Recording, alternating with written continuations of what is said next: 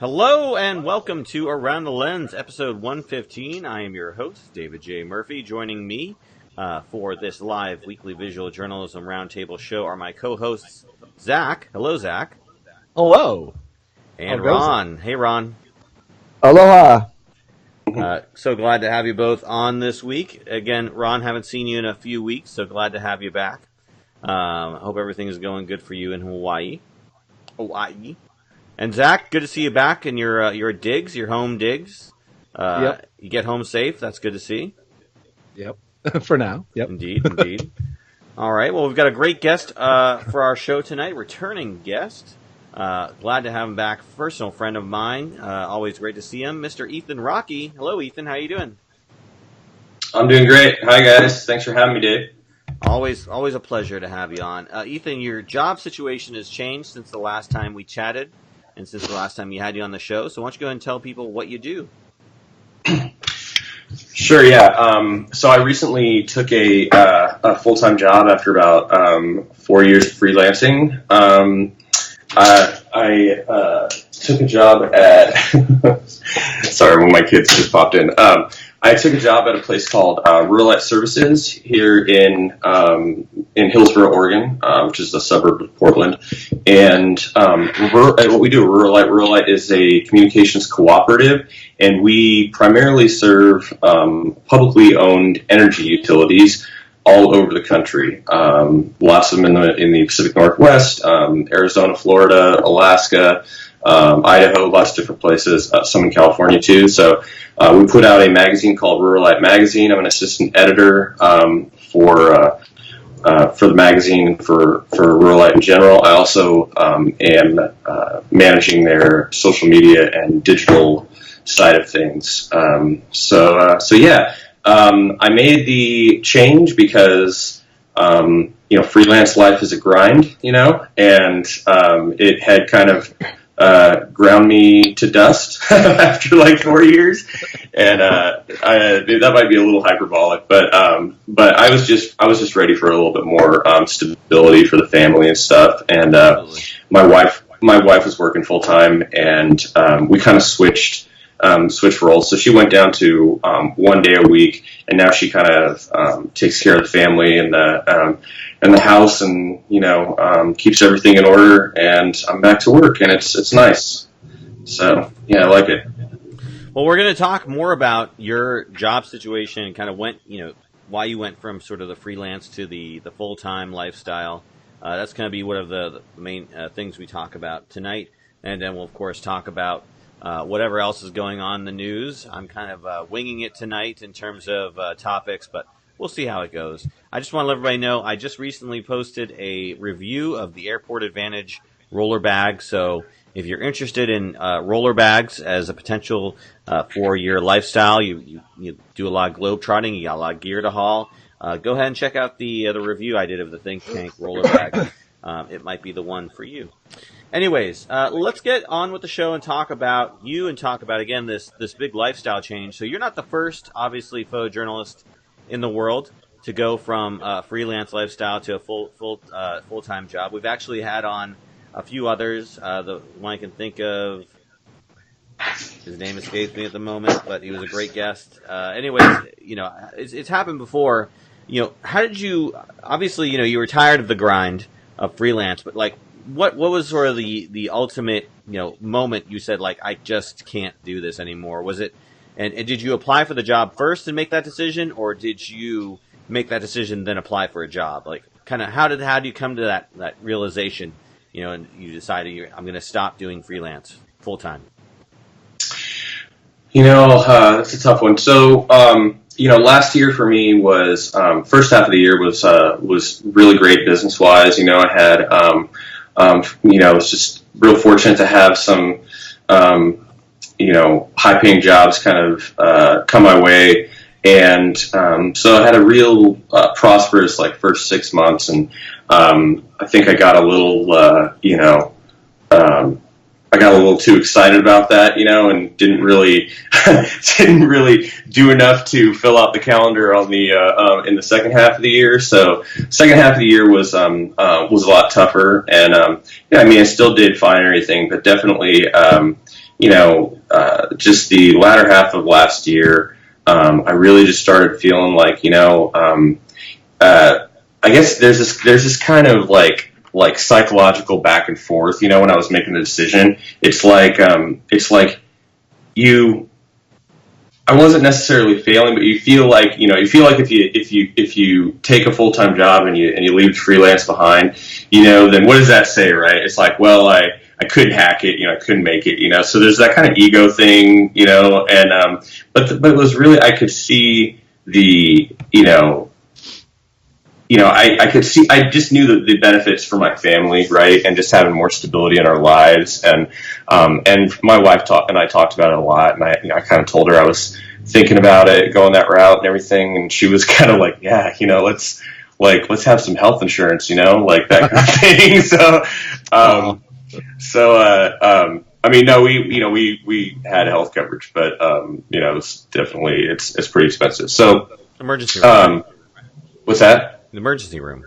That was There you go. Yeah, bootstrap it. But yeah, so it was really just, and I honestly just, especially in the last few months of the year, where I didn't have the volume of business I really wanted and really needed, and I was like, I'm kind of burnt out on this, and I think that it would be better for my family to go look for some full-time work and then just make the freelance stuff a side gig. And I'm about 2 months into it and couldn't be happier with the decision. It's a huge relief. The family is much happier. My wife is happier. I think she really enjoys being the taking care of the home front and everything. And so it's just been it's been a joy, man. I really like the people I work with. It's a great job, and it's really cool I love the cooperative culture. I'm not just working for, nothing against corporations, but not just working for a corporation that it's like all that matters is the bottom line. Co-op cultures. Our co-op is a not-for-profit, and so we just try to provide great services to our members, and we do provide great service to our members, and they value what we do greatly, and it's just a really cool community, products that we put out and the services that we provide for our utilities and our members, really, they love it, and it really matters greatly to them, and it's fulfilling to be a part of that. And like I said, the best part of it all is that I generally have great people that I work with, so right. It's good. I mean, I think that makes the most important of anything, anywhere you work, is having great people to work with, no matter what it is. Zach, you're looking at going to the full-time lifestyle there. How's that going for you? Yeah, well, I mean, I just apply. I live in upstate New York, where the pickings for employment is kind of thin anyway, but also the pickings for a person who has 13 years of experience in anything from investigative journalism to photojournalism is even thinner. Considering we have one local paper here that only prints 4 days a week and doesn't actually hire photojournalists, as far as I know. But yeah, the freelance gig is getting a little bit old really quickly. I put 36,000 miles on my car in the last year and 3 months, which is not something which is really sustainable. And so literally I was just looking for a local gig that would pay the bills, like 3 days a week, like working for 3 days a week, and just pay the dirt basics, so that I can still continue to take that big, that twice a month larger assignment. Like you get a day rate of $300 or $400. That's what you're going to make at any retail job, at least in upstate New York, in a week, because the pay rate's so low. So I applied at a Best Buy for the camera section, thinking that working at B&H for 2 years and doing a podcast and knowing the industry would do it. No, didn't even get an interview. So I'm not quite sure what the problem was. I don't think I've ever talked crap about Best Buy or anything like that. But No, Best Buy, if you're listening, you're more than welcome to sponsor our show. Yeah, totally. Still, if you want to sponsor us, that would be great. If you want to, but it was just one of those, because it's interesting to see the conversation that actually started. I had it up on my page. I think it's just for my own friends, because obviously I didn't want to have Best Buy see it or something like that, or some local manager see it. You're going to get a new friend request like after today. Yeah, I know. You're like, wait, Best Buy Joe camera guy. But I mean, Best Buy is actually seemingly trying to actually get into the serious camera market, which is awesome, which is fantastic. Because we haven't had a camera store in our vicinity. I think the closest one of anything that you could actually buy, like something other than like the most basic Kodak film, is probably in Rochester, New York. So the idea that you might actually be able to buy a lens or do something beyond, overpay for a crappy tripod or something like that is fantastic. And I thought that would be a good place to look at, because, I know a bit about this industry and I know how to sell cameras. But yeah, so it's what's interesting to see is that everybody comments on the thing is arguing that, well, you're overqualified, that's why you didn't get the job, which has been a problem almost my entire life of not getting jobs, supposedly, is that I'm always overqualified and that I'm not. That I'm not employable, I guess. I can't get a local newspaper daily job because I'm overqualified. I can't get an editor. So, but it's an interesting. It was an interesting discussion on that it at least spawned about because I mean I think that most photojournalists can sustain photojournalism as at least as a part-time job, because it does, when it pays, it does pay pretty well. It can pay pretty well, comparable to a retail job or comparable to, dishwashing dishes or something like that. Not like a white collar job per se, but it's not sustainable in that way that you're talking about, like healthcare and everything like that, especially the way the healthcare rates are going. Yeah. Yeah, I just wanted to jump in and say, this was what pushed me into freelancing in the first place. When I finished graduate school in 2014, it's like the jobs that were available, media jobs or journalism jobs that were available to me, or I shouldn't say media broadly, should say specifically journalism.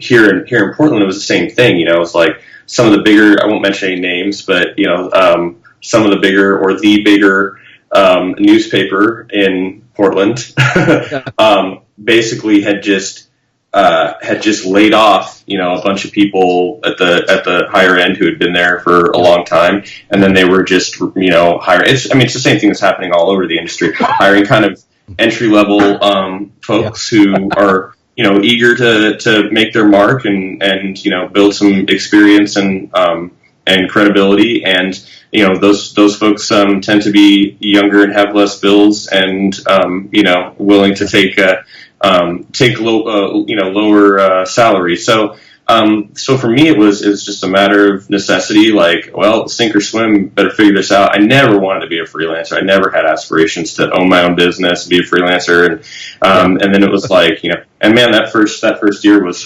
painful. But yeah, it's tough, man. Especially if you want to work in news, you want to work in traditional, photojournalism. The opportunities seem to be, getting fewer and fewer all the time. So yeah. Yeah, no, I compete. I have Syracuse University in the Newhouse School also. So I literally have like probably dozens, if not hundreds, of journalism students all competing against me as well, which, they're able to do it. If you're going to the J school there, you're willing to work for next to nothing because you're already paying $75,000 a year now to go to Syracuse University. Right.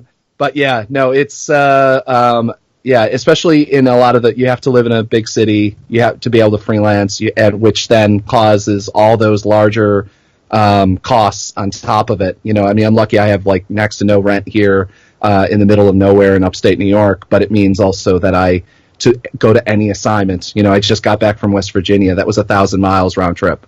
and it certainly did not pay off. It certainly did not pay off long end. Even if it paid the bills and then a little bit more, once you start accounting to like wear and tear on equipment and everything like that, especially considering the Nikon, which I'm about to send off to NPS, which I probably feel feeds into our next thing, flew out of my camera bag. Oh, no. Yeah, luckily it works because Nikons are built like tanks, but still has some glitches. But yeah. Wow. I gotta say, doing the hiring process myself, I'm totally familiar with the overqualification aspect. Like when I'm looking at resumes and I see people who are like way overqualified for the position I'm hiring, like that's a real thing. I never thought about it, until I'm actually hiring somebody, but I've had it's the most BS thing on the face of the planet. I've done hiring as well. I'm sorry. It's the most BS thing on the face of the planet. Well, it may have something to do with what you're hiring for, but in the instances that I was doing it, there were people who were like, I did not choose them because they were overqualified. I chose them, but they didn't take the job because ultimately, they were whatever. It wasn't good enough for them. They didn't take the job. I'm saying like not even getting the interview. Right. I could understand if you get an interview and then then they decide or something. No, this has literally been a problem with Adorama wanted to hire me for a very long time as like in a non-retail position, and the reason that they didn't hire me was because they said, oh well, you're just going to go off and do assignments the moment like the overqualified thing again. That you want to go and do other thing. And it's like, well, make a job that people want to work at and pay well. And there's a reason why B&H Photo Video hires people that work in the industry so often and keeps them around for 40. There are people that have worked there since the store was like a tiny little shop in, I think, the East Village, if I remember correctly. Or not the East Village, the West Village. And there are people that have been working there for 25 years because they pay well. They give bonuses. They do everything right. And, as long as you work on the retail side, not if you work in the shipping area and you're, somebody else. They got a union fight going on right now. That's a whole different thing. But if you're white and you're male and you're, like they do really well for you and they keep people. And most companies don't do that. And that's honestly that's the real reason why the overqualified thing exists, I think, is because they know that, I'm going to go if somebody else offers me a better job, I'm going to take that. Anyone is going to do that. So, but yeah. But being overqualified puts you in that position better. You're more likely to be except the year that I work there, I will do better for you. I promise you, I will do better for you than any other employee you're going to hire. I have more sales experience. Yeah, it's like in this job in particular, it's like one of those few times that I can promise you in upstate New York, in this area, I for $15 an hour, I can do a better job than almost anybody else in the county.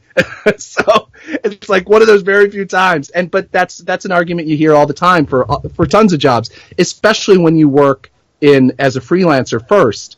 And then you try to get into a related field.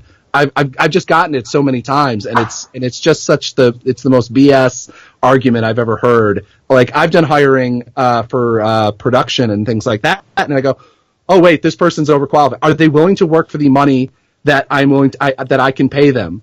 Then yes, I'm hiring them. If they stick around for 6 months, then awesome. I got an awesome hire for less money than I have to pay. Like I'm going to pay somebody the same amount of money. If you want to work for me and you have much more experience than you should for the pay rate, I'm going to hire you. I wish I could pay you more, then you wouldn't be overqualified. But I don't know. It's anyway. I've ranted about it already too long.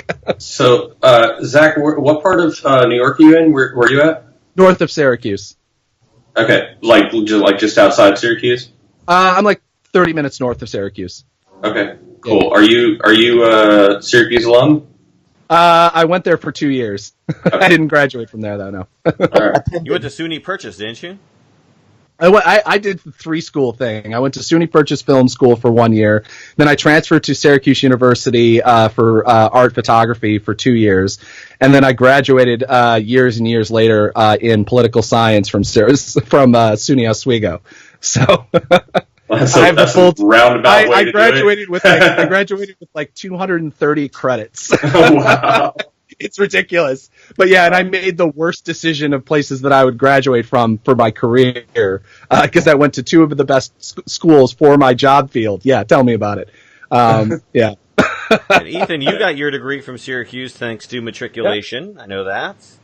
What was your minor? Because you had to do a minor. English. English. Okay, I did history for me. But Right. and then you got your master's in what? I know you got your master's. I can't remember in what exactly. Yeah, I got my master's in multimedia journalism from the University of Oregon. Go Ducks! So Zach, or I'm sorry, Ethan, if you had stayed in the Marine Corps, what year would you be in right now? Let me think. So I would be close to retirement time.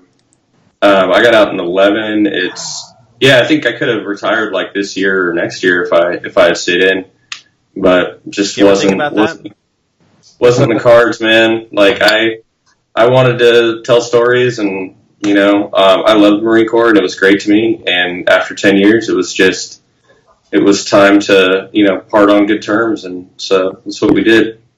Okay. No worries. That is totally cool. Ron, have you ever done freelancing? Have I ever done anything but freelancing? Well, you don't freelance right now. You work for the news station full time, yes, right? Right. Well, it's not full time, but it's something like that. Something like full time. It's Are you a permalancer basically? Permalance, That's the something most like permalancer. the second most evil term, only second to overqualified within the industry. Permalancer. If I wanted to go full time, I'd have to move to the Philippines. I think. I don't think I could do it from here. But that is my only photojournalism related or media related company that I work for. So right. But I mean, but when if it ever goes away, that'll be the end of my media career. right. I'll go and do something else. This is the last thing for Ron here. This is the last place I'll ever do anything. No, definitely. I'm very happy where I'm at. Anybody listening from the Philippines right now? And did you tell just your friends and all the station folk about the show so they can watch it tonight? You share. I forgot to tell them about usually Sunday. share? I forgot to tell them that Sunday was going to be the day today. Yeah, I forgot to tell them. Too bad. Always enjoy having them on. So, Ethan, do you think you'll ever go back to the freelancing lifestyle, or do you think you're done with it? Like, is this kind of like? I mean, who knows? But right now, I have no plans for that or targets in my sight. It's like I said, I have made peace with the fact that the opportunities in the journalism industry are just so few and far between, and I found a great company that I really enjoy working for. So right now I'm enjoying the stability and enjoying having a place where I enjoy getting up and going to work every day, and I have regular hours and a good boss, and like I said, some health benefits. So I really like I still do. I mean, I still do work on the side. I'm working on with a friend working on a feature-length documentary right now. We're just kind of chipping away at that here and there. We do production on that, when we can, basically. And then of course I still do portraiture, commercial stuff on the side when and where I can. And so it's just really nice to have, to not have to pay all the bills with full-time freelancing. It's like I can still do the stuff I enjoy, and I don't necessarily have to make enough money to support my family. So it's nice to have that. It's more enjoyable, really. It's like you don't like. I'm not trying to squeeze every last drop, haggling for my fee. It's like, okay, yeah, that's fine, trying to get paid in the first place, right? I mean, I'm sure that's been a major issue as a freelancer, right? Trying to get paid. Dude, anybody who's ever freelanced knows the pain of Hey, it's been a couple months, you know. Oh, well, our policy says 60 days. It's like, well, I got to buy milk, you know. Funny because yeah. I gave you the work on time, Yeah. and Yeah, I mean that's just the nature of the game, man. It's like the invoicing process and Or hey, fill out a payroll. whole bunch of paperwork so that we can pay Yeah. you, as Yeah. for opposed to just every giving you money. single place. Yeah. Exactly. You know, when you first get into it, you're like, what is this madness? And then you just realize it's pretty much the same everywhere. So I'm not to, don't get me wrong. I do have some clients who pay pretty, on time and pretty consistently. So, but generally I think that's something that all freelancers deal with is just like, it's like you got to kind of go back and who still owes me money, like where are those checks? Yeah. So Tell me about it. Is there anything you miss about the freelance lifestyle that you're like, man, like I love this health insurance to be able to buy food, but I sure do miss X, Y, or Z? I mean, the feeling of landing like a big job, like that's always nice. I also do. I try not to like. This is obviously about photography and videography for the most part, but I also do I don't really do it now so much, but I also do some consulting on the side here and there, like in the film industry for especially for military and veteran stuff. So I've had some consulting gigs that were like, pretty lucrative and fun actually, because I really do enjoy being kind of a subject matter expert on, the Marine Corps or the military, and being able to advise, documentary producers or just film producers in general, and help them get that story right. So that's always kind of fun. But I mean, I wouldn't say I miss the freelance. Like I said, I think after 4 years of doing it, it was time for me. And because I had gotten into it out of necessity, like I said, and then I just kind of like kept going with it. It's like, this is the thing that I'm doing, and built the business pretty good, and was successful. But like I said, after that tough last quarter really of 2017, I was like, it's been a long time coming. I flirted with this idea for a long time. Let's start putting that resume out there. And I was really fortunate because like I was really interested. I really, when I saw the job posting for the job I got at Ruralite, it looked really cool, and I was like, I did put out some other applications, but that was one I got a call back and an interview fairly quick, and just went through the process. And I was like, I was really excited basically. And then I, fortunately, so it didn't, the story what I'm getting at is it didn't, that process didn't take too long once I started putting my resume out, which wasn't my experience previously. Zach, when I first started, after grad school, was like, let's go get a job. And it was like the same thing. Like I was barely getting callbacks. I did get some interviews, but like just wasn't coming through for me. And nobody really said like you're overqualified or anything. But I definitely, I mean, honestly, some of the jobs that I got interviews for is like I don't know if I would have been able to accept them based on the salary. So that was why I went to I was like, well, I guess I'll do, try and make it in this freelance world. So, but yeah, it's, I wouldn't say I'm looking back, and I'm not looking back on it like, yeah, I want to get back in there. I like being full time now. It's good. Well, Alex Tetriot's listening right now, and he has a pretty good, not question, but he brought up a good point. How do you get into this consulting gig exactly? You have to know things. That's kind of. I know things. I mean, really, there's okay. So for me, that was I like to tell people that I think we lost Ron. We did. See, I'm sure he'll come back. He'll come back.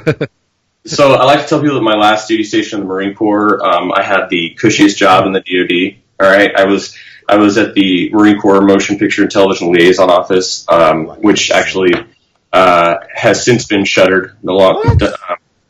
Yeah, it was closed. Who takes care of the Hollywood, though?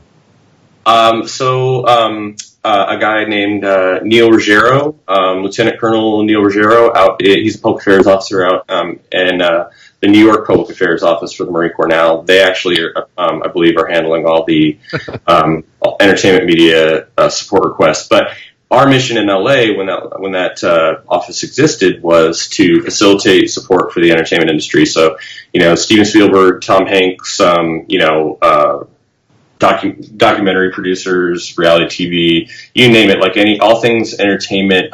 When somebody needed support from or wanted to request support from the Marine Corps, that was our job to kind of screen those requests, see if they met our existing regulations, DoD regulations for support, and then if so, we would execute a production assistance agreement and facilitate that support. So I kind of had the experience doing that on the active duty side, and there are actually a lot of consultants and consulting firms in Hollywood who basically work on feature films and documentaries, to, like I said, kind of help them get it right and make sure that their productions are as authentic as possible. With that, not all military consultants are created equal. So if you watch a movie and you're like, as we military guys often do, and you're like, man, that guy's medals are jacked up and his haircuts, he's, like not even close to regulation, and he's got a beard or whatever, they might have gone cheap on their military technical advisors, but there's actually some really great ones in the business, and I worked with several of them. There's one called First Force, owned by Jim Deaver. He's good. A couple of guys who there was a captain and a lieutenant colonel who worked at the Army office that was like our sister office. And then when they were retired, they started their own consulting called Musa Entertainment, and they have since they also do production as well now. So they're kind of a military consulting and technical advising, but they also do original productions themselves as well.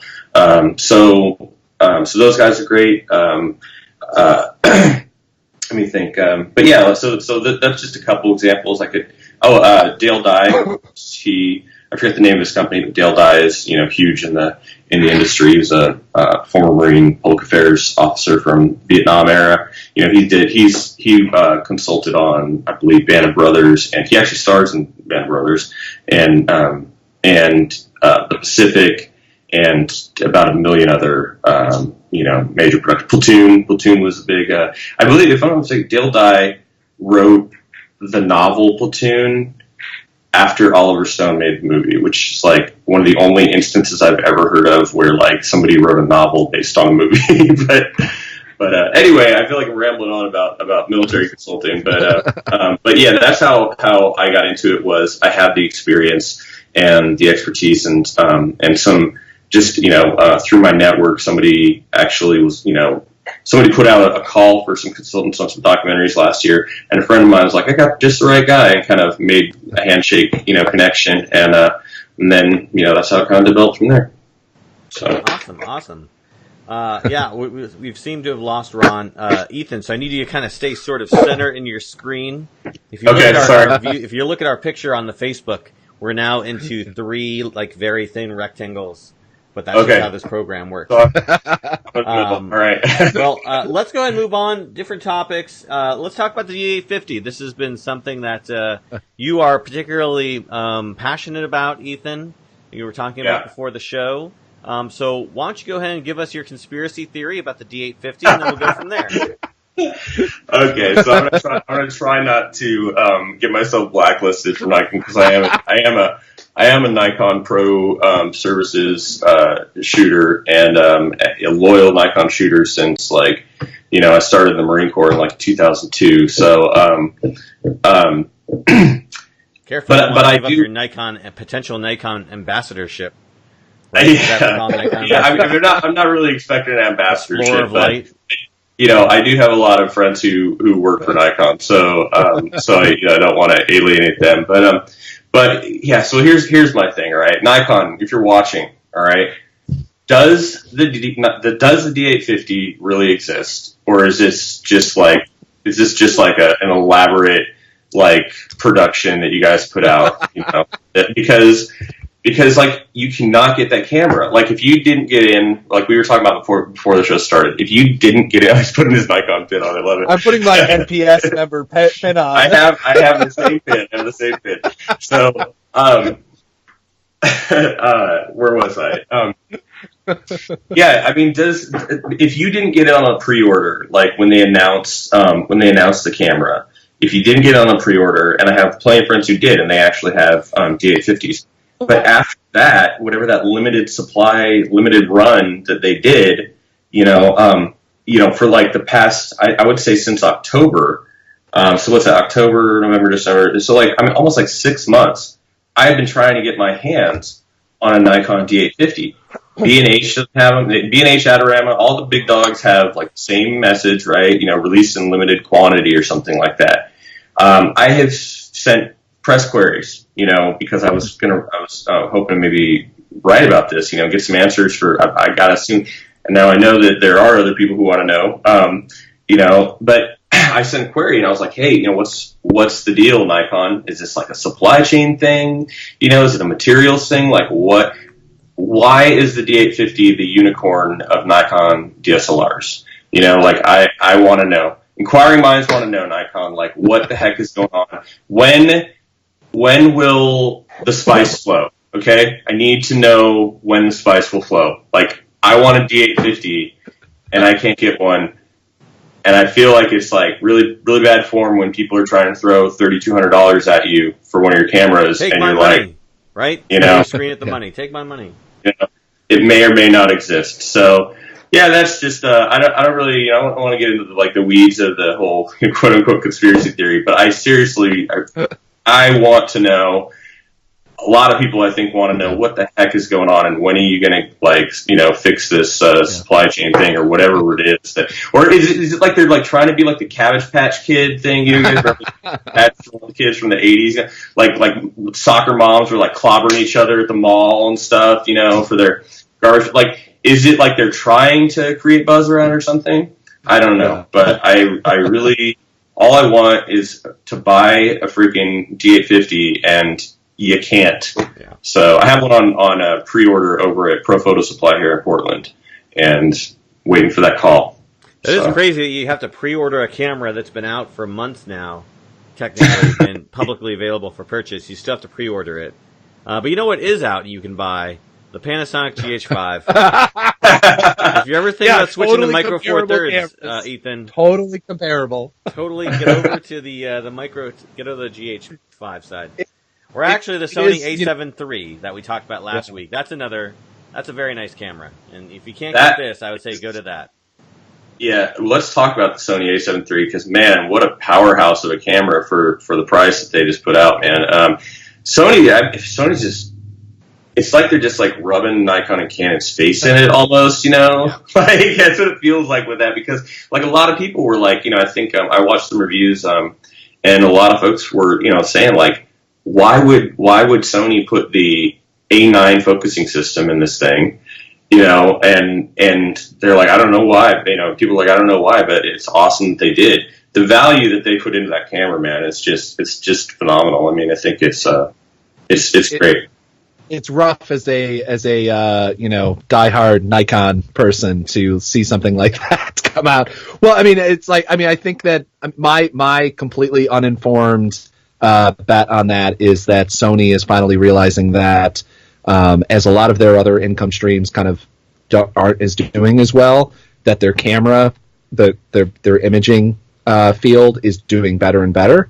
Mm-hmm. And one of the ways you do that is, I mean, this is what Canon did back in the day, is that they just dropped camera after camera after camera in the I forget what they were called back then, the lower end, like the mid prosumer or low end prosumer / consumer DSLRs. They just dropped camera after camera with great tech, with tech that was like only in Nikon's higher end realm, and they just bought their way right into the industry. Not that they didn't have to really buy their way, but they bought a good share of the industry just on the fact that you could walk into a camera store, you could walk into Best Buy, you could walk into wherever, and buy a camera for $700, and it fit all their lenses. It had wireless technology. It had everything, whatever it was. It usually had the thing that Nikon would have like 6 months later, or things like, or any of the other cameras that existed.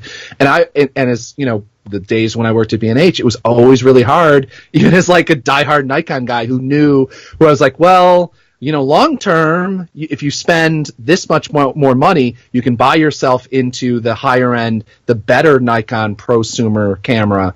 But you can also get this camera for $300 less from Canon. Oh, and by the way, it comes with 2 kit lenses and things like that. Yeah. And if this is what Sony's trying to do, trying to buy their way into the high end prosumer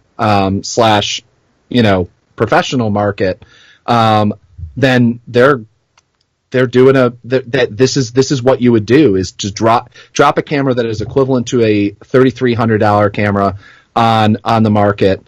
And also, especially as a person who's shooting more and more video, and we talked, off thing, I love Nikon's video better than I like anybody else's, but it's tough to go when Sony has all these other, if you're going to buy into one brand, like I would buy into, right now, it would be hard to say to buy in anything but Sony, because their DSLRs are, even the mirrorless or whatever, are kicking ass.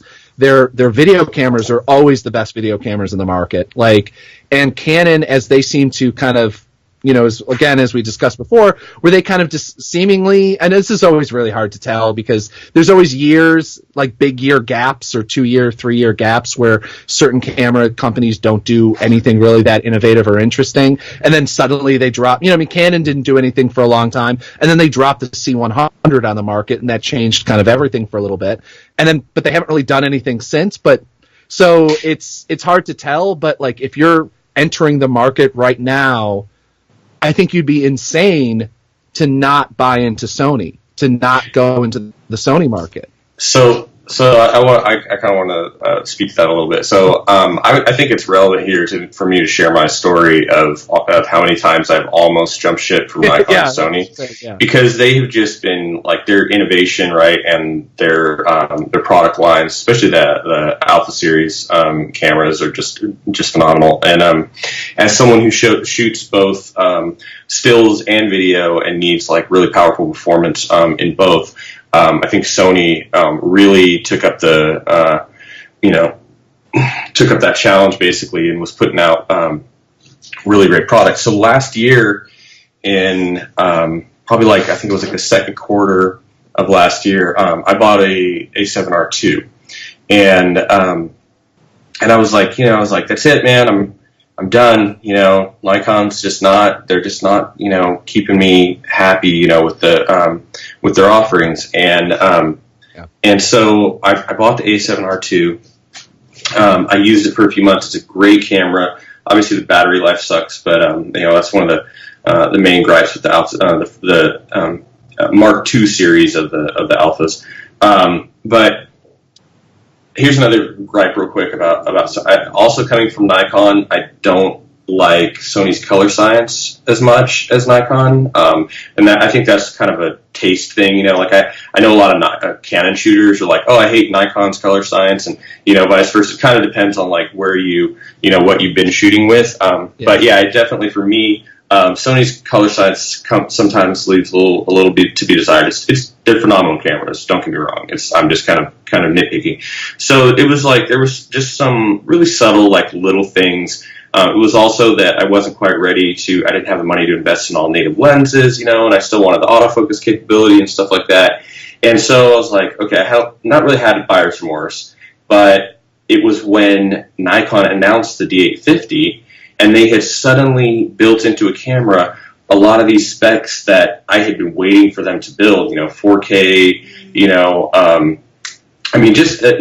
The specs on the 850 are just through the roof, man. It's a beautiful and amazing camera. I love the touch screen. 120 frames per second. Even if it's like a little bit of a degradation quality, still like that thing is just so powerful. 45 megapixels. it's like that huge resolution and speed. I was sold. I was like, okay, Nikon, I'm sorry I broke up with you almost. Like, let's get back together because, you started picking up your socks, finally or something, whatever the metaphor is there.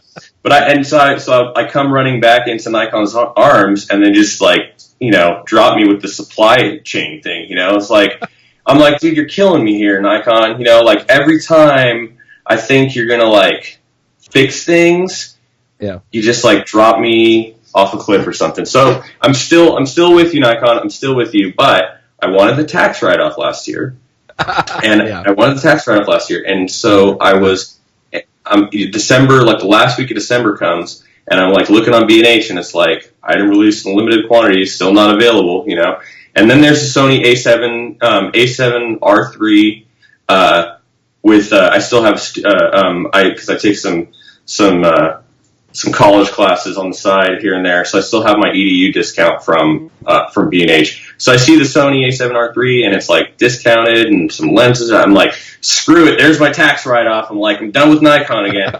and I couldn't. I had that camera for a while and was shooting with it, and I ended up doing the same thing. I sold it. And decided I'm still waiting for the Nikon. I still want the D850. So. Nikon, if you're listening, I gotta assume there's a lot of other Nikon shooters out there like me who you guys just are constantly messing with our emotions, right? Testing your loyalty, Ethan. That's what they're doing. They're testing your loyalty. Seriously. How much do you really want to be a Nikon shooter? Like, I really want Nikon to suddenly, like, just be awesome across the board so that I can be like, I told you they were gonna fix it, but like every time it don't, and like I think a perfect example also on this topic was when Canon really embraced, Canon kind of set off the DSLR video production revolution or video filmmaking and production revolution, right? Sure, with the 5D Mark II. For the 5D Mark II, and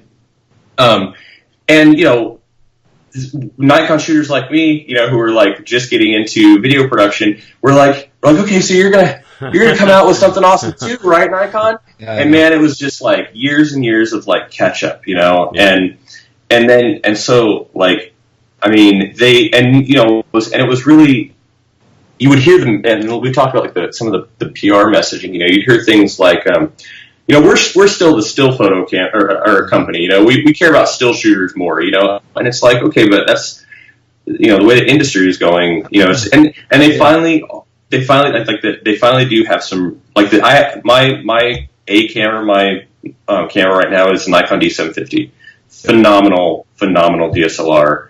Can't say yet. I mean, one of the best DSLRs Nikon ever put out, I think. And just love it, absolutely love it. I think the D850 is like the next step up. Absolutely phenomenal. Like, you get a powerful camera in both video and stills. The problem is you can't freaking buy the damn thing. So anyway, small problem. Ethan, just put your pre-order in now for the 950, and you will be first in line to get it. I promise you. Yeah. So what, I really do hope, Nikon figures some stuff out, and really starts hanging, but I know they got an uphill battle going.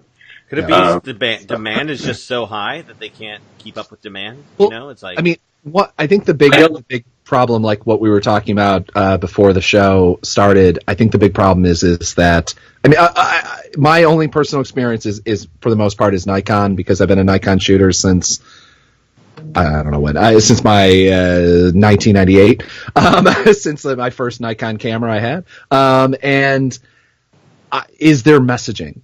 Is there, and not even in the States, like all the NPS people that I know are good and their messaging is good, but from over in Japan, whether it be the mind-blowingly bad PR moves talking about, women and having smaller hands and thus wanting smaller cameras and things like that, but also just like, we need information. I remember it's like working at B&H, and after the tsunami hit, and everyone's supply chain was destroyed, literally and physically destroyed.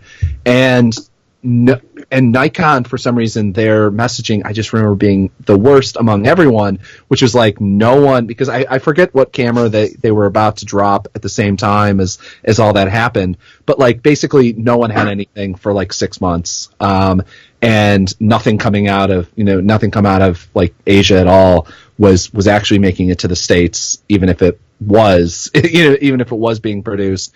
And like that I haven't seen that change that much, at least with Nikon, when it comes to actually finding out information about like, well, here's how many we're actually shipping out. Here's what our actual sales are on selling the camera. It'd be like, look at if they were producing 50,000 a month of the D850 and selling every single one of them as pre-orders, then I'd be like, yeah. And they were actually giving that information out. I'd be like, yeah, no crap. Okay, I get it. I get, random stores aren't getting their supplies, but like, we have absolutely no information, and that's one of the most frustrating things, especially, people always make jokes about the fandom, whether you're a Nikon guy or a Canon guy. I don't know if there's any other thing other than my car, which I don't really have any emotions towards. Like, I don't spend more time with anything other than this camera, like that outside of family members and things like that. But it's just like, I have this emotional connection to this camera, these cameras, and this brand. And it's like, that's why I get so passionate. That's why I think we all get passionate about it. But it's just like, just give us some damn information about what actually is going on. Yeah, I think Dave, you as a public affairs guy can speak to this. Yeah. Anytime a company or organization is kind of is not being transparent and forthcoming with information, I mean that is, for one, as a consumer, is just off-putting to me. Okay, but as a professional communicator and someone who has worked in public affairs and public relations, it's just bad. It's just bad policy. I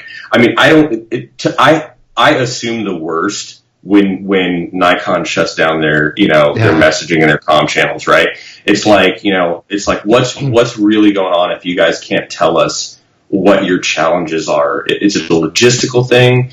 What is happening, that like you guys, like if anything, you got to tell us something. You got to tell us something better than I think we talked about like the canned response that I've seen about this issue from like at every level at Nikon, and it's the same. I could look it up and read it to you because I've got it in like 3 or 4 different emails. But it's like, the demand for the Nikon D850 was unexpectedly super high or something along those lines, and but it's just this vague non-answer. It's like it doesn't tell you anything. Especially when I send a press query, asking a bunch of specific questions. It's like, is it a logistics issue? Is it a materials issue? Like when can we expect to see it? And I can't answer any of those questions, but I'll give you this thing, and it's like, come on, man. Like, you got to be more forthcoming with information. It's just not good policy. But I think I still love you, Nikon. Just please fix things. Indeed. I think there's definitely, a degree of transparency that a company has to be, I guess, careful with. I don't know how it works in sort of the corporate culture, but, this is a thing you hear about amongst every like high demand item that there are shortages for. If you're a fan of video games, Nintendo is extremely guilty of this. Is that they'll release their new hot system or something, and then you can't find it anywhere, and it helps build this sort of artificial scarcity. Yeah. And is Nikon doing the same thing? I doubt it, but I think we also have to recognize that Sony provides Nikon their sensors, so perhaps Sony is being the. I believe, didn't Nikon say that they built this one though for the 850? Like they built their own sensor or something along those lines. I don't know. I could be wrong. I thought that was. I thought Sony supplied them their sensors, and that was always the big thing because Sony supplies them their last gen sensors. Yeah, it depends on which. I don't know on this camera. It depends on the. It depends on the camera. It seems like it's almost every other one that, whether it be Nikon makes their own sensor or Sony does it or somebody else makes it. But yeah. Do we got any can I keep harping on gear for just a second here, Dave, or are we moving on? No. So I just want to run down some of the things like specs wise, for some of these cameras that like I'm attracted to. Like the D850, it's got 4K video. It's got the touchscreen focusing, which for stills is really cool. Leaves a lot to be desired video wise. I think one of the edges that the A7R3 has over the 50 is, I don't know if you guys have seen this, but the video autofocusing on the A7R3 is crazy good. Like, moving object toward the camera, it can like track like really well. I've seen a few videos online. I did some stuff with it on my own. So so if you're more of a video guy, the video autofocusing on the mirrorless systems Sony is just far superior to anything you're going to get on the DSLR side. So I think that's one edge that they have. Nikon has some really cool features that Sony doesn't. Like I can't think of them off the top of my head, but there's lots of comparisons out there. But so I think that Nikon does edge out to Sony in some ways, but Sony probably appeals more to video shooters. If I can move on real quick to the A7 III, we were talking about the D750, phenomenal camera. A7 III has like a lot of the same. It's a similar price point and a lot of the same specs, but obviously it's a brand new release, and they put like the 4K video in there. It's like almost all the same stuff you get with an A7R III, except for the resolution and an even better focusing system. They put the A9 focusing system in there. That was one thing that for me, something that I don't like about the Sonys. And this may just be a matter of like habit and preference because I've been shooting with it forever. I don't like the autofocusing system, and that may just be a learning curve thing, and because I'm just not adept enough with it yet, and I'm just like too used to Nikon's autofocusing system. And it's not to say that they're bad autofocusing systems at all. That's not what I'm saying. I just have a preference for a different style of autofocusing system. So if you're coming in from Nikon or Canon or something else, there is a learning curve, and it's a little like you kind of have to get used to it, I guess. So, but generally the Sony Alphas, especially those new Mark IIIs, and both the R3 and the 3 are just really exceptional offerings and products. So, well, that autofocus on the Sony that we're advertising, that thing looks pretty awesome. Oh no, it's amazing, dude. The eye autofocus is for a portrait photographer. The eye autofocus is an awesome feature, and I think doesn't that 850 have that though? I think that the D850 has something similar. I don't know. I could be wrong. I remember was it the Canon EOS Salon 2E used to have it way back in the day. That was a film camera. It followed the eye focus, and I just remember basically hearing anyone with glasses should stay away from it. Nikon, the sensor on the D850, based on everything I'm reading, is made in house. It's not a Sony sensor.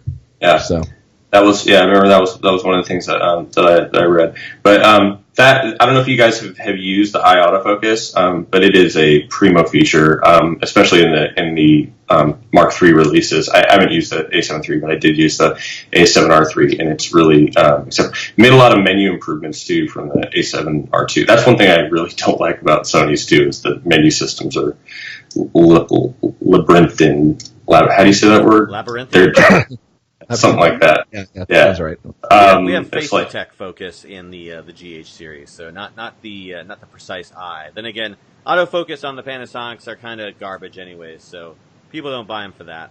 But talking about autofocus and DSLRs versus Sony, I'm going to lightning round a couple quick stuff because we're getting close to the hour mark here on the show. I want to kind of wrap things up, but let's lightning round a couple quick stories. Specifically, you talked about Canon or Nikon versus Sony. Well, there's a story on Petapixel about a guy who switched from Sony back to Canon. Particularly, one of the reasons is because of the autofocus system. Apparently, Canon has the best autofocus system out there. I know they have the dual pixel autofocus system. So that's what I've been told. Talking about Canon, I was a huge Canon supporter, 5D Mark II for life, and I was really hoping they would take 4K to the next level, like they did with 1080p, and they never did. And I was tired of waiting, and they still don't have 4K down on their DSLRs. So I'm like, goodbye.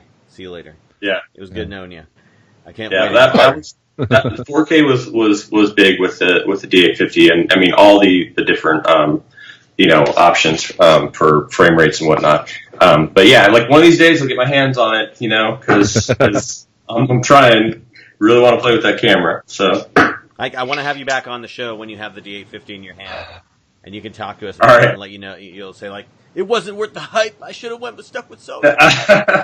I can't imagine doing that because that's it's a really powerful offering that Nikon has there. I mean, I was all ready to sing the praises of Nikon, and here I am 6 months waiting or 5 months waiting or whatever it is, and it's like I'm Nikon. I was ready to do God's work for you, and here you are, and you really disappointed me with not being able to put the camera in my hands. So. I don't think they love you as much as you love them, unfortunately. Yeah, not right now. I is on the show, I guess. I want to hit this one story on Petapixel. It's about the portraiture here. So it's a bunch of photos of children with cute little fuzzy animals like ducklings and bunnies. And you think, oh, what could possibly go wrong there? Well, kids don't know like things, and they don't understand that they can't just pick up a duck by its neck and wave it around, or pick up a bunny by its ears and expect it to be okay. So anyways, this photographer posted a bunch of photos of kids essentially, abusing animals. And so this got picked up, and it was, viral and stuff, because it's pretty dramatic when you see it, the actual pictures. And, we've all done portraiture. Would any of us think this would be a good idea to do in the first place, and then second of all, post online? I mean, who would think this would be a good idea? With your watermark on it too. Oh my God. Man, yeah. It's pretty horrible. I feel like this is one of those things where it's like there's a guy that doesn't really there's a guy who's been in the industry for a long time and just doesn't understand, professional portrait photographer for 30 years, and doesn't understand how social media is going to feed this. Like, if you had this on your phone, or you had some printouts of this and you show somebody in the industry, or just even your random friend of oh, here's some funny shots of that I did of why you would possibly put ducklings with a small toddler. I don't know, but I don't work in that part of the industry. But this seems like such a spectacularly bad idea for social media. I'm not at all surprised. I'm surprised that somebody hasn't shown up his house and set his house on fire. That's Speaking of cute animals, come here, Zelda. Come here.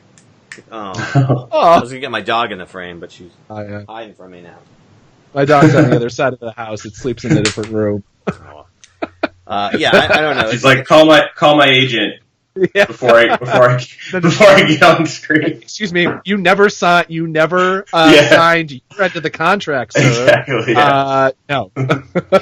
Yeah, I think the only thing I could think of is. Wait, hey Dave, were you gonna pick her up by her neck, or was that? No, I was gonna pick her up. I'm sorry, I couldn't help myself. I'm gonna try to pick her up though. He's like, I wasn't, but now I am now. We're like, no. Yeah.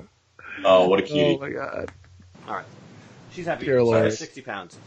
Anyways, so this guy, I don't know what this guy was thinking. The only thing I could think of is this person grew up on a farm, and these animals don't mean anything to him. If you grew up on a farm, like a rabbit farm or something, you're picking rabbits up, by the neck and head, and it doesn't really matter to you because they're just livestock. So, but obviously, you got to be a little bit cognizant of how people are going to see things if you don't come from that background. But I don't think that's the case. I think it's just somebody just didn't realize, and now they're paying the price. I want to touch on this thing really quick. We can all kind of relate to this. Eddie Adams, who if you familiar with Eddie Adams, he's a great photographer. He's obviously passed, but he did some awesome stuff, and he does the Eddie Adams workshop every year. Hosted that in his upstate New York facility, but he's got a photo studio in NYC that he's selling for $19.95 million. $19.95 million. It's pretty cool. Pretty cool studio. Yeah, no. Everybody over at the Photo Brigade forum, we're trying to pitch in money and see if we could all pick it up because based on the number of people who are in the Photo Brigade forum, there's it worked out to be about $10,000 per person. So I figure it's relatively affordable. Sure, and then just throw a GoFundMe on top of that out there. Yeah, no, totally. You guys got it made, man. You get it. Yeah. Oh man. Hey, how was the Eddie Adams workshop for you, Ethan?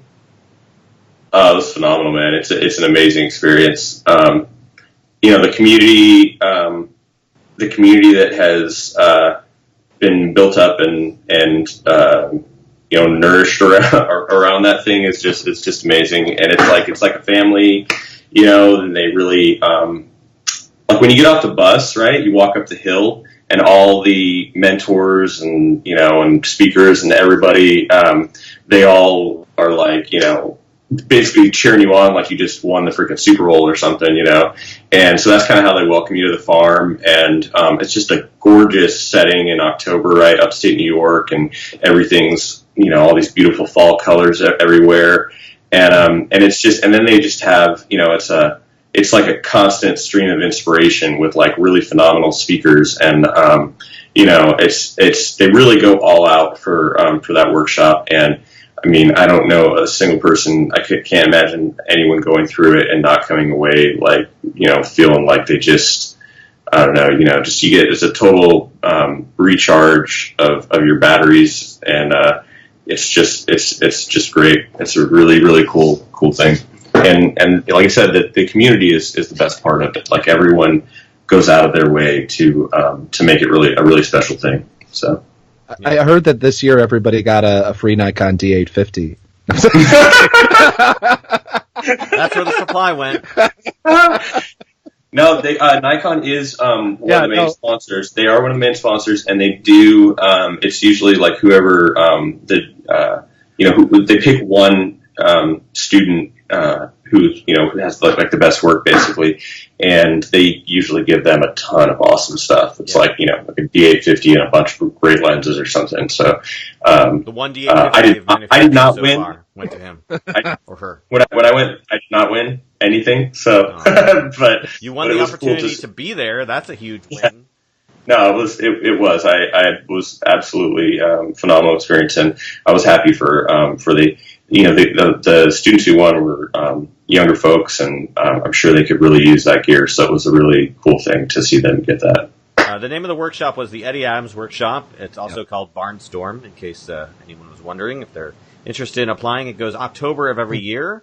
So I don't know when applications open up, but it's only $50 if you're interested. They're in actually doing it. Right now, and they go through May 31st of this year. Really? Okay. I actually, I applied the first time that I was even vaguely thought that I was ready, and didn't get accepted. And then basically the 3 years went by before I thought I had a good enough portfolio again.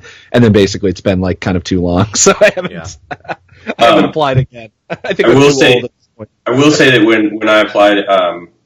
I was a student, so I was a student, and I also had the kind of military connection, so they tend to give a little bit of more priority to I think they like to bring a lot of either active duty or former military folks each year. So I guess what I'm saying is maybe I got graded on a curve a little bit for the military connection. I don't know, but I think that was a factor. Anyway, but the reason I mention that is because if you are a military member on active duty, definitely apply, even if you don't think you're good enough. Can't hurt to try, throw it out there. I think I don't know about application fees, but they might like discount it or make it even free. I don't know. I would have to go check, but if you're a military member, go check it out. I think that they actually do have a process. I remember because $50 is always $50 to me. Yeah. I think that they do have a process at which they either will waive or discount the fee. I could be completely wrong on that, but I vaguely remember it being an informal sort of thing, not like an official, actually saying something maybe even on the website, but unofficially, they have something at least. So yeah, if it's a cost thing, definitely email them. My understanding also, I didn't go through the process as well as I should have. I just didn't know the process as well. And now I know like 20 people have gone through it, and I really regret not trying every single year to get in and trying a lot harder. I think I probably half-assed my essay, which I definitely shouldn't have. But yeah. So definitely apply. May 31st is the deadline. I think that they have a late deadline as well, but I mean, come on, don't be like me and wait until that and pay another $10 for the application fee too. So yeah, I tried a couple times. I didn't get into it, and I'm like, eh. The thing is, to really succeed and actually get accepted, you need like a rock star portfolio of showing either awesome stuff or awesome potential. And it's like ever since I became an officer, the opportunities for me to build a portfolio went way down. So it's like there is an opportunity if I can use stuff from 2015, I might have a chance. If they don't mind about 3-year-old stuff, because I did a lot of photography in Honduras, I'm should have applied in 2016, but I didn't. Yeah.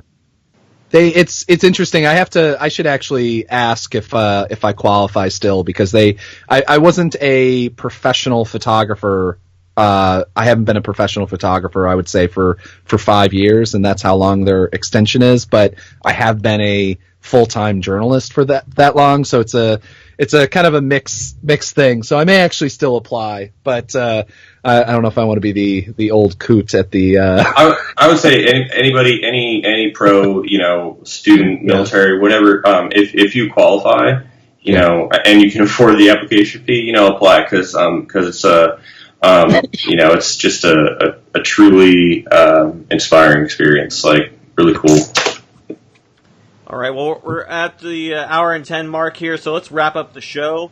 Ethan, where would you like folks to go to? What would you like to throw out? Obviously, you've mentioned your company. Would you like them to go there, or your website, or what do you want people to take from this show about you? I'm not really promoting anything, but if you want to go check out some of my work, you can just go to ethanrockemedia.com, and so it's ETHANROCKE media.com, so I think that's it. Just check out my work, and you can if you want to find me on Facebook, and I'm on Facebook a lot, so we can chat there, maybe, And if you have a spare Nikon D850, definitely send me a message. If you have a spare Nikon D850, definitely send me a message. Or just, send me a message asking for my address, and I will get that to you promptly. So. I can't wait. And you can also go to NikonConspiracy.com. Ethan runs that website. Does the D850 exist? He sells posters that shows like the D850, and it's like, what was that X-Files poster? I want to. Yeah, I've got Believe. It says Believe on it, and there's a D850 in space floating in the just air. Floating in the air. Yeah. I've got one of those like crazy man maps, like everything's like the red, all, like red pen, back and forth. Yeah. Indeed. All right, Jack, you got anything for us to throw out before we get out of here? That documentary that I was part of, that they filmed me for way back last year, is finally airing. It's called Hope and Fury, and it's going to be on MSNBC March 24th at 8 p.m. Eastern. So check that out. I have absolutely no idea what part of my interview they took, and I really hope they didn't make me look terrible. And I don't even know if I actually appear in it for more than 5 seconds, but they have some of my footage and photos, and it seems to be a really interesting doc about how media, and especially photojournalists, because they feature a bunch of really excellent photojournalists other than me, or beside me. I don't know what's the best one, but they feature a bunch of photojournalists and talk about how important they are through history, and so I feel like it really fits kind of our narrative. Hope and Fury. 1 second, I'm trying to figure out the whole title. Hope and Fury, MLK, the Movement, and the Media. It's basically about the civil rights movement through basically from like the 50s, 60s on, and they interview a couple different photojournalists who cover civil rights issues in kind of the modern day, whether that be Ferguson, Black Lives Matter, or or whatever. It was like I was featured because of Charlottesville, and so they yeah, it's going to be March 24th at 8 p.m. At least that's what the trailer and the advertisement says. And I'm sure it'll be looped on a whole bunch of times. It's a 2-hour long documentary, and based on what I've heard and what I've talked to with the producers, sounds like it's going to be a really, really fascinating 2 hours. Nice, very cool. Hey, Dave, can I throw in one more thing? Please. Okay, so I did remember that because you mentioned documentary. So the one of the 2 documentaries that I worked on last year is actually out in for viewing, and the documentary that I worked on is a roughly 40-minute documentary called "We the Marines," and it's showing in the National Museum of the Marine Corps IMAX theater, I believe. So it's produced by McGillivray Freeman Films, or one of the main IMAX producers out there. And so that was the documentary that I worked on. We the Marines, National Museum of the Marine Corps IMAX theater. It may be playing other places, I'm not sure. But if you are ever at Quantico, right, Dave, where the National Museum of the Marine Corps is, if you're ever at Quantico and you visit the National Museum of the Marine Corps, stop in and watch We the Marines, IMAX documentary about Marines, because I did help with that film. I did consulting with that film.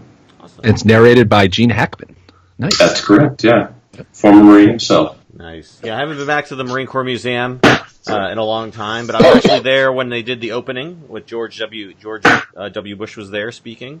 So that was a pretty awesome place and a wonderful place. Definitely worth the go to. Have you been there, Ethan? I have not been to. I want to go really bad. I just have not since it opened years ago. I just haven't made it to Quantico, but I really want to. And obviously, I would like to sit through the film that I helped consult on. Definitely. So. Is it online somewhere? If people can't make it to the museum, do they post it online? I don't think so. I don't think so. I mean, I can check, but as far as I know, it's paid viewing just at the National Museum of the Marine Theater. Pay to view at it. Oh, okay. Because I know they. I believe so. They had a little theater at the museum that was you just go in there for the intro movie, but I didn't know they had an actual IMAX theater there. I believe, if I'm not mistaken, they built the IMAX theater and then commissioned the film from McGillivray Freeman, and it's great. It's great production, and I can't, it's funny because I've seen the film right on a computer screen, which is not the same at all. And so I'm really eager and the film's supposed to be, I believe it's supposed to run continuously for years and years now. They're just going to it's going to live in that theater basically. So I will eventually get there, and I look forward to being able to watch it on the IMAX screen and get the full experience. Yeah, I look forward to finding a bootleg and watching it on my phone. At some point, that wonderful 85 millimeter footage being used, and just somebody's crying. That cinematographer is just crying and going, "Oh God!" There'll be somebody hand holding a little point and shoot video camera that still uses tape and shoots standard definition. That's how I'm going to watch and appreciate. Was it shot on IMAX cameras, or was it shot 4K or something? Yeah.